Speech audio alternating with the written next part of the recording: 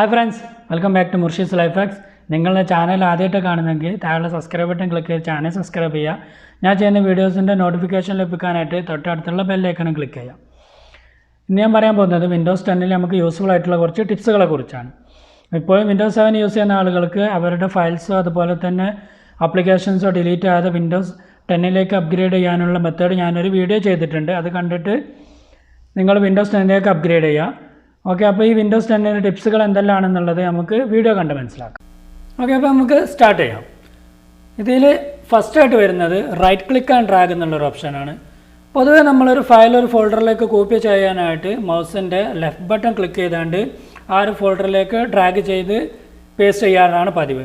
എന്നാൽ അതിന് പകരം മൗസിൽ റൈറ്റ് ബട്ടൺ ക്ലിക്ക് ചെയ്തുകൊണ്ട് ഡ്രാഗ് ചെയ്ത് ആ ഒരു ഫോൾഡറിലേക്ക് നമ്മൾ പേസ്റ്റ് ചെയ്യുകയാണെങ്കിൽ നമുക്ക് ഇതുപോലുള്ള ഒരുപാട് ഓപ്ഷൻസ് നമുക്ക് അതിൽ ഓപ്പണായി വരും. അതായത് ഫസ്റ്റത്തെ സിപ്പ്, നമ്മുടെ ഈ ഒരു സിസ്റ്റത്തിൽ 7-സിപ്പിൻ്റെ ആപ്ലിക്കേഷൻ അല്ലെങ്കിൽ സിപ്പിൻ്റെ ആപ്ലിക്കേഷൻ ഉണ്ടെങ്കിൽ ആ ഒരു ഫയൽ നമുക്ക് സിപ്പ് ആക്കിക്കൊണ്ട് ആ ഒരു ഫോൾഡറിലേക്ക് കോപ്പി ചെയ്യാൻ സാധിക്കും. അതുപോലെ തന്നെ ആ ഒരു ഫയൽ കോപ്പി ചെയ്യാൻ സാധിക്കും, മൂവ് ചെയ്യാനും, അതായത് ഇവിടുന്ന് കട്ട് ചെയ്ത് ആ ഒരു ഫോൾഡറിലേക്ക് മൂവ് ചെയ്യാൻ സാധിക്കും.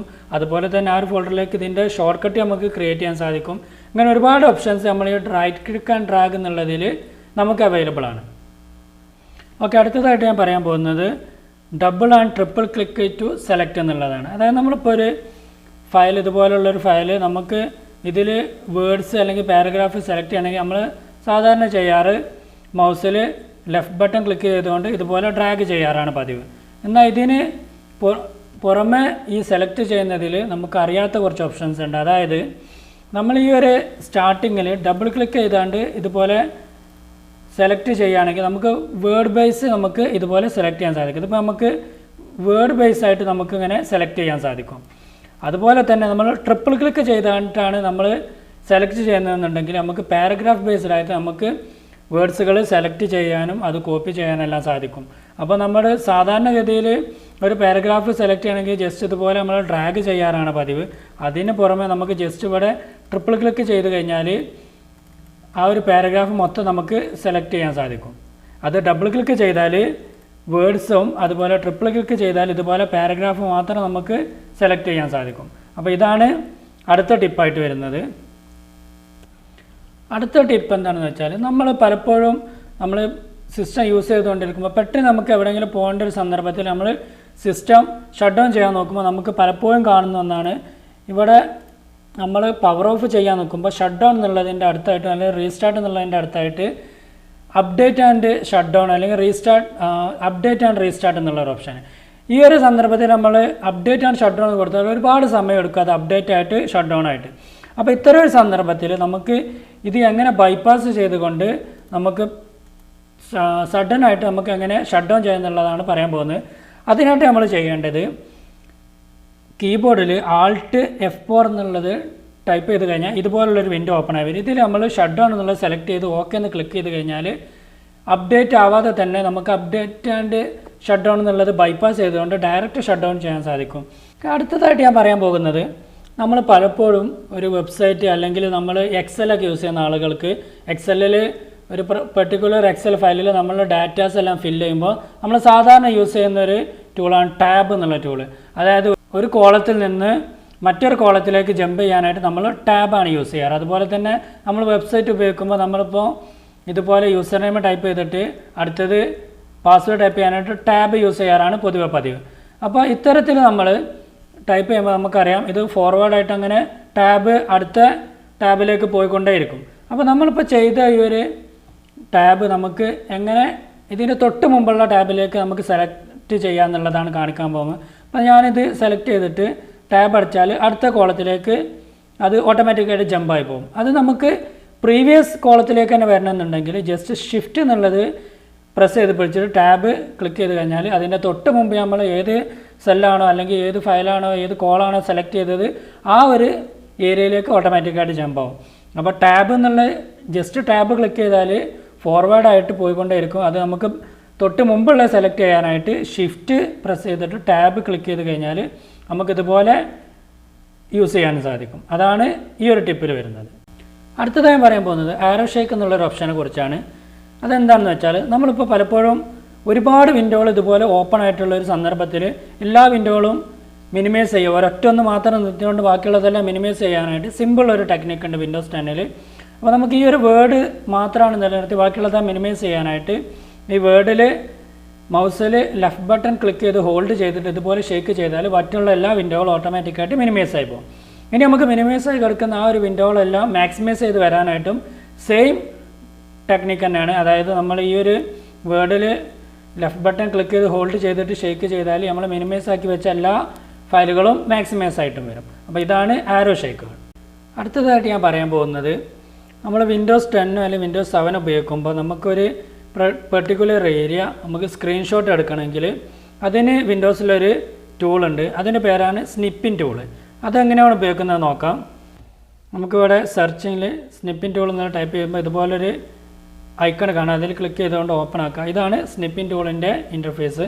അപ്പോൾ നമ്മൾ ന്യൂ എന്നുള്ളത് ക്ലിക്ക് ചെയ്തുകൊണ്ട് നമുക്ക് ഏത് ഏരിയ ആണോ വേണ്ടത് ആ ഒരു ഏരിയ നമുക്ക് ഇതുപോലെ സ്ക്രീൻഷോട്ട് എടുക്കാൻ സാധിക്കും. അത് ഏത് ഫോർമാറ്റിൽ വേണമെങ്കിലും നമുക്ക് സേവ് ചെയ്യാനും സാധിക്കും. ഓക്കെ, അതുപോലെ തന്നെ ഇതിൽ നമുക്ക് പല മോഡ്സുകൾ അവൈലബിൾ ആണ്. ഫ്രീ ഫോം സ്നിപ്പ് ഉണ്ട്, അതുപോലെ തന്നെ വിൻഡോ ഫുൾ സ്ക്രീന് ഫ്രീ ഫോമിൽ വരുന്നത് നമുക്ക് നമ്മളുടെ ഇഷ്ടാനുസരണം ഏത് ഷേപ്പിൽ വേണമെങ്കിലും നമുക്ക് ഇതുപോലെ സ്നിപ്പ് ചെയ്യാൻ സാധിക്കും. അതാണ് ഫ്രീ ഫോം. അതുപോലെ തന്നെ ഈ ഒരു ഫുൾ സ്ക്രീന് നമുക്ക് ഇതുപോലെ സ്നിപ്പ് ചെയ്യാൻ സാധിക്കും. അപ്പോൾ ഇതാണ് സ്നിപ്പിംഗ് ടൂള്. ഈ സ്നിപ്പിംഗ് ടൂള് നമുക്ക് ഷോർട്ട് കട്ടായിട്ടും ഉപയോഗിക്കാൻ കഴിയും വിൻഡോസിൽ. അതിനായിട്ട് നമ്മൾ Windows key plus shift key plus S എന്നുള്ളത് ക്ലിക്ക് ചെയ്യുമ്പോൾ നമുക്ക് ഇതുപോലെ അതിൻ്റെ ഓപ്ഷൻസ് ഓപ്പൺ ആയിട്ട് വരും. അതിൽ നമുക്ക് ഏതാണോ വേണ്ടത് സെലക്ട് ചെയ്യാം. സെലക്ട് ചെയ്തിട്ട് ഇതുപോലെ ചെയ്ത് കഴിഞ്ഞാൽ ആ ഒരു പിക്ചർ നമുക്ക് സ്ക്രീൻഷോട്ട് എടുക്കാൻ സാധിക്കും. അതാണ് സ്നിപ്പിംഗ് ടൂളുകളെ കുറിച്ച് പറയാനുള്ളത്. അടുത്തതായിട്ട് ഞാൻ പറയാൻ പോകുന്നത് ഇമോജികളെ കുറിച്ചാണ്. നമ്മളിപ്പോൾ ചാറ്റ് ചെയ്യുന്ന സന്ദർഭത്തിൽ നമ്മളെല്ലാവരും ഇപ്പോൾ അധികം യൂസ് ചെയ്യുന്ന ഒന്നാണ് ഇമോജികൾ. നമ്മൾ പലപ്പോഴും റീപ്ലൈ കൊടുക്കാനായിട്ടെല്ലാം ഇപ്പോൾ ഉപയോഗിക്കുന്നത് ഇമോജികളാണ്. ഇപ്പോൾ വിൻഡോസിൽ ഇതുപോലെ ഇമോജികൾ നമുക്ക് അവൈലബിൾ ആണ്. അപ്പോൾ നമ്മളിപ്പോൾ ഒരു ചാറ്റ് ചെയ്യുന്ന സന്ദർഭത്തിൽ അല്ലെങ്കിൽ നമ്മൾ മെയിൽ സെൻഡ് ചെയ്യുന്ന സന്ദർഭത്തിലെല്ലാം അതിലേക്ക് നമുക്ക് ഇമോജികൾ ഇൻസേർട്ട് ചെയ്യാൻ സാധിക്കും. അപ്പം അതിന് നമ്മൾ ചെയ്യേണ്ടത് നമ്മൾ ഏത് ഏരിയയിലാണോ ഇമോജി നമുക്ക് ഇൻസേർട്ട് ചെയ്യേണ്ടത് ആ ഒരു ഏരിയ സെലക്ട് ചെയ്തതിന് ശേഷം നമ്മൾ ചെയ്യേണ്ടത് വിൻഡോസ് കീ പ്രസ് ചെയ്തിട്ട് ഡോട്ട് കീ പ്രസ് ചെയ്ത് കഴിഞ്ഞാൽ നമുക്ക് ഇമോജികൾ ഓപ്പൺ ആയിട്ട് വരും. അതിൽ നമുക്ക് ഏതാണോ ഇമോജി വേണ്ടത് നമുക്ക് സെലക്ട് ചെയ്യാം. അതുപോലെ തന്നെ അതിൻ്റെ അടുത്തായിട്ട് നമുക്ക് ഇതുപോലുള്ള സിമ്പിൾസ് അതുപോലെ ഇതുപോലുള്ള ഒരുപാട് സിമ്പിൾസ് എല്ലാം നമുക്ക് ഇതിൽ അവൈലബിൾ ആണ്. നമുക്ക് ഏതാണോ വേണ്ടത് ആ ഒരു സിമ്പിൾ അല്ലെങ്കിൽ ആ ഒരു ഇമോജി നമുക്ക് ഈ ഒരു ഏരിയയിൽ ഇതുപോലെ ഇൻസേർട്ട് ചെയ്യാൻ സാധിക്കും. അപ്പോൾ അതാണ് വിൻഡോസ് 10-ലെ ഇമോജികളെ കുറിച്ച് പറയാനുള്ളത്. അടുത്തതായിട്ട് ഞാൻ പറയാൻ പോകുന്നത് നമ്മൾ പലപ്പോഴും പല ആപ്ലിക്കേഷൻസും ഇതുപോലെ ടാസ്ക് ബാറിൽ പിൻ ചെയ്ത് വെക്കാറുണ്ട്. അതുപോലെ തന്നെ പല ആപ്ലിക്കേഷൻസ് നമ്മൾ മിനിമൈസ് ചെയ്ത് വെക്കും. അതെല്ലാം ഈ ടാസ്ക് ബാറിലാണ് നമുക്ക് കാണാറ്. അപ്പോൾ അത്തരം സന്ദർഭങ്ങളിൽ ഈ ടാസ്ക് ബാറിൽ നമ്മൾ മിനിമൈസ് ചെയ്ത് വെച്ചത് അല്ലെങ്കിൽ പിൻ ചെയ്ത് വെച്ചതായിട്ടുള്ള ആപ്ലിക്കേഷൻസ് നമുക്ക് ഒരു കീബോർഡ് ഷോർട്ട് കട്ട് ഉപയോഗിച്ചുകൊണ്ട് നമുക്ക് മാക്സിമൈസ് ചെയ്യാൻ സാധിക്കും. അതായത് നമ്മളിപ്പോൾ ഇത് ഒന്നാമത്തെ ആപ്ലിക്കേഷൻ, ഇത് രണ്ടാമത്തേത്, 3, 4, 5, 6 ഇങ്ങനെ ഒരുപാട് ആപ്ലിക്കേഷൻസ് ഉണ്ട്. അപ്പോൾ നമ്മൾ ചെയ്യേണ്ടത് ഇതിപ്പോൾ എനിക്ക് ഈ ഒരു 5ാമത്തെ മൈക്രോസോഫ്റ്റ് വേർഡാണ് ഓപ്പൺ ആകേണ്ടതെന്നുണ്ടെങ്കിൽ ജസ്റ്റ് വിൻഡോസ് കീ പ്രസ് ചെയ്തിട്ട് കീബോർഡിൽ 5 എന്നുള്ളതിൽ ക്ലിക്ക് ചെയ്ത് കഴിഞ്ഞാൽ ഓട്ടോമാറ്റിക്കായിട്ട് ആ ഒരു വേർഡ് ഓപ്പൺ ആയിട്ട് വരും. അതായത് നമ്മൾ 5th ആപ്ലിക്കേഷൻ ഓപ്പൺ ആയിട്ട് വരും. ഇനി അതല്ല അതിൻ്റെ തൊട്ട് മുമ്പുള്ള വിൻഡോസിൻ്റെ എഡ്ജ് എന്നുള്ള ആ ഒരു ആപ്ലിക്കേഷനാണ് വേണ്ടതെന്നുണ്ടെങ്കിൽ വിൻഡോസ് കീ പ്രസ് ചെയ്തിട്ട് 4 എന്നുള്ളത് ക്ലിക്ക് ചെയ്ത് കഴിഞ്ഞാൽ 4th ആപ്ലിക്കേഷന് ഇതുപോലെ ഓപ്പൺ ആയിട്ട് വരും. അപ്പോൾ അതാണ് ടാസ്ക് ബാറിൽ മിനിമൈസ് ചെയ്തതോ അല്ലെങ്കിൽ പിൻ ചെയ്ത് വെച്ചതായിട്ടുള്ള ആപ്ലിക്കേഷൻസ് ഈസി ആയിട്ട് മാക്സിമൈസ് ചെയ്യാൻ അല്ലെങ്കിൽ ഓപ്പൺ ആക്കാനുള്ള ഷോർട്ട് കട്ട്. അടുത്തതായിട്ട് ഞാൻ പറയാൻ പോകുന്നത് നമ്മൾ പലപ്പോഴും മൊബൈലിൽ അലാറംസ് അതുപോലെ തന്നെ പല രാജ്യങ്ങളുടെയും ക്ലോക്കുകളൊക്കെ ആഡ് ചെയ്ത് വെക്കാറുണ്ട്. അതുപോലെ തന്നെ വിൻഡോസ് 10-ൽ നമുക്ക് അലാറംസ് ആൻഡ് ക്ലോക്ക് അവൈലബിൾ ആണ്. അതെങ്ങനെയാണ് ഓപ്പൺ ആക്കുന്നത്, അതിലെങ്ങനെയാണ് അലാറംസ് ആഡ് ചെയ്യുന്നത്, മറ്റ് രാജ്യങ്ങളുടെ ടൈം എങ്ങനെയാണ് നമ്മൾ അതിലേക്ക് ആഡ് ചെയ്യുന്നത് എന്നുള്ളത് നമുക്ക് നോക്കാം. അതിനായിട്ട് നമുക്ക് ഇവിടെ ക്ലോക്ക് എന്നുള്ളത് ടൈപ്പ് ചെയ്യുമ്പോൾ ഇതുപോലൊരു ഐക്കൺ കാണാം. അതിൽ ക്ലിക്ക് ചെയ്ത് ഓപ്പൺ ആക്കാം. അത് ഓപ്പൺ ആക്കുമ്പോൾ നമുക്ക് ഇതുപോലുള്ളൊരു വിൻഡോ ആയിരിക്കും ഓപ്പൺ ആയിട്ട്. ഇത് ഫസ്റ്റ് ആയിട്ടുള്ളത് അലാറംസ് ആണ്. അതിൽ നമുക്ക് പുതിയൊരു അലാറം ആഡ് ചെയ്യാം. ഏത് സമയത്താണ് വേണ്ടത് ആ സമയത്തേക്ക് നമുക്ക് അലാറം ആഡ് ചെയ്യാം. അപ്പോൾ പലപ്പോഴും നമ്മൾ ഒരു സിസ്റ്റം യൂസ് ചെയ്തുകൊണ്ടിരിക്കുമ്പോൾ നമുക്കൊരു പർട്ടിക്കുലർ സമയത്ത് എങ്ങോട്ടേക്കും പോകാനുണ്ടാവാം, അല്ലെങ്കിൽ നമുക്ക് മറ്റെന്തെങ്കിലും ഒരു കാര്യം ചെയ്യാനുണ്ടാകാം. അത്തരം സന്ദർഭങ്ങളിൽ നമുക്കതൊരു സിസ്റ്റം യൂസ് ചെയ്യുമ്പോൾ നമ്മൾ പലപ്പോഴും സമയം ശ്രദ്ധിക്കാറില്ല. അപ്പോൾ ആ ഒരു സമയത്ത് നമുക്കത് റിമൈൻഡറായിട്ട് ഒരു അലാറം വെക്കാം. അതിനെല്ലാം ഇത് യൂസ് ചെയ്യുന്നത്. അതുപോലെ തന്നെ അതിൻ്റെ തൊട്ടടുത്തായിട്ട് വരുന്നത് ക്ലോക്കാണ്. ഇതിൽ നമുക്ക് ഏത് രാജ്യത്തിൻ്റെ ക്ലോക്ക് വേണമെങ്കിലും നമുക്ക് ആഡ് ചെയ്യാൻ സാധിക്കും. ഇപ്പം ഞാനിവിടെ ഇപ്പം ഞാൻ കറണ്ടിലുള്ള ലൊക്കേഷൻ്റെ ക്ലോക്കാണ് കാണിക്കുന്നത്. അതുപോലെ തന്നെ മറ്റൊരു ലൊക്കേഷൻ്റെ ക്ലോക്ക് നമുക്കിതിൽ ആഡ് ചെയ്യാം.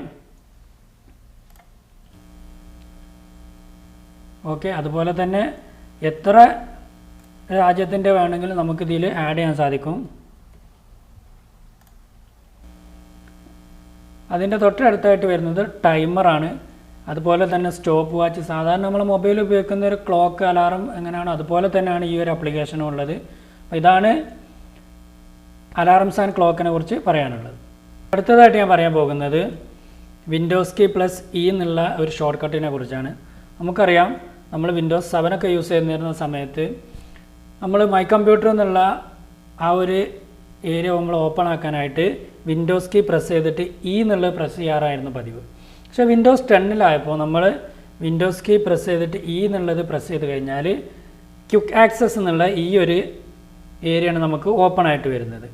അപ്പം ഇത് നമ്മൾ മാറ്റിയിട്ട് മൈ കമ്പ്യൂട്ടർ അല്ലെങ്കിൽ വിൻഡോസ് 10 വരുമ്പോൾ ദിസ് പി സി എന്നുള്ള ഈ ഒരു ഏരിയയാണ് ഓപ്പണായി വരേണ്ടതെന്നുണ്ടെങ്കിൽ അത് നമുക്ക് ചേഞ്ച് ചെയ്യാൻ സാധിക്കും. അതിനായിട്ട് നമ്മൾ ചെയ്യേണ്ടത് വ്യൂ എന്നുള്ളതിൽ ക്ലിക്ക് ചെയ്തിട്ട് നമുക്കിവിടെ ലാസ്റ്റായിട്ട് കാണാം ഓപ്ഷൻസ് എന്നുള്ളത്. അതിൽ ക്ലിക്ക് ചെയ്തിട്ട് change folder and search options എന്നുള്ളത് ക്ലിക്ക് ചെയ്ത് കഴിഞ്ഞിട്ട് നമുക്ക് കാണാം ജനറൽ എന്നുള്ള ഈ ഒരു ടാബിന് താഴെയായിട്ട് ഓപ്പൺ ഫയൽ എക്സ്പ്ലോർ 2 എന്നുള്ളതിൽ നമുക്ക് ദിസ് പി സി എന്നുള്ളത് സെലക്ട് ചെയ്തിട്ട് ഓക്കെ എന്നുള്ളത് ക്ലിക്ക് ചെയ്യാം. അതിനുശേഷം നമ്മൾ കീബോർഡ് ഷോർട്ട് കട്ടായിട്ടുള്ള വിൻഡോസ് കീ പ്ലസ് ഇ എന്നുള്ളത് ക്ലിക്ക് ചെയ്യുമ്പോൾ ഇതുപോലെ ദിസ് പി സി എന്നുള്ള ഈ ഒരു വിൻഡോ ആയിരിക്കും ഓപ്പൺ ആയിട്ട് വരിക. ഓക്കെ, അതാണ് ഈ ഒരു വീഡിയോയിലെ അവസാനത്തെ ടിപ്പ്. വീഡിയോ നിങ്ങൾക്ക് ഇഷ്ടപ്പെട്ടെങ്കിൽ ലൈക്ക് ചെയ്യുക, ഷെയർ ചെയ്യുക. ഇത്തരം വീഡിയോസിനായിട്ട് ചാനൽ സബ്സ്ക്രൈബ് ചെയ്യുക. So Murshi's life hacks is signing of.